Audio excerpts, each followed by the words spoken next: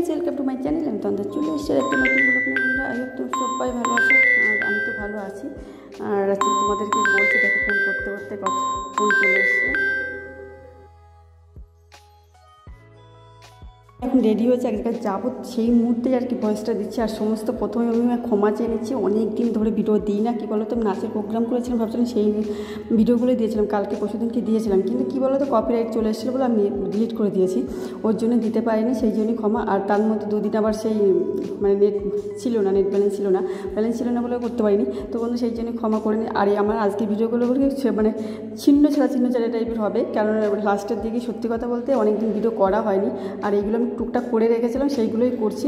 আর আমার ভিডিওর কোয়ালিটিতে তোমরা জানো, কারণ এই বেশি বড় করলে সেই এডিট করতে গেলে সমস্যা হয় আর সেভ হয় না। তো তার জন্য বন্ধুরা, এই শপিং আমাদের হয়ে গেছে পুজোর, আমাদের কারো হয়নি, মার কারোরই হয়নি।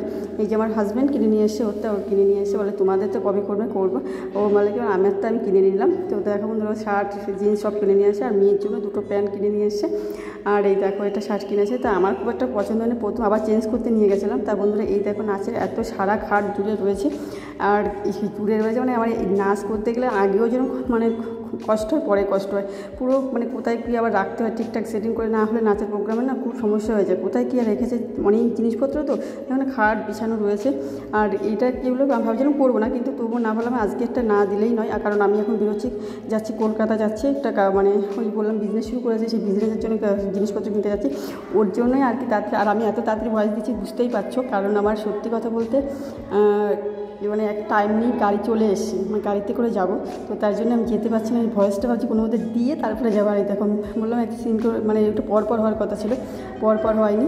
আর এই দেখো মেয়ের খুব খুশি, ওই দুটো প্যান্ট ওর বাবা কিনেছে, তবে আর কী বলো তো, প্যান্ট দুটো আবার ঠিকঠাক হয়নি, ওর বাবা কিনেছে কেমন কিনে নিয়ে এসে। আর এটা চিকেন পকোড়া করেছিলাম, সেটা ভিডিও করে রেখেছি।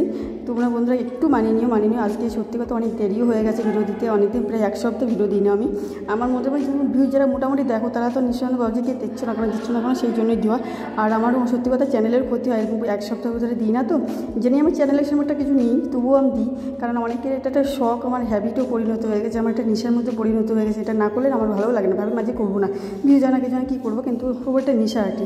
দেখো এই মুহূর্তেও যাওয়ার মুহূর্তে এখন 8টা বাজে, আমি এই মুহূর্তে করে রাখছি, ভাবছিলাম করবো না, তাই ভাবছি না একটু গাড়িতে যেতে যেতে হয়তো এডিটটা করে নিতে পারবো, কিন্তু ভয়েস দেওয়ার সময় তো গাড়িতে ভয়েস দেওয়া যাবে না, তো এই মুহূর্তেই করে নিচ্ছে।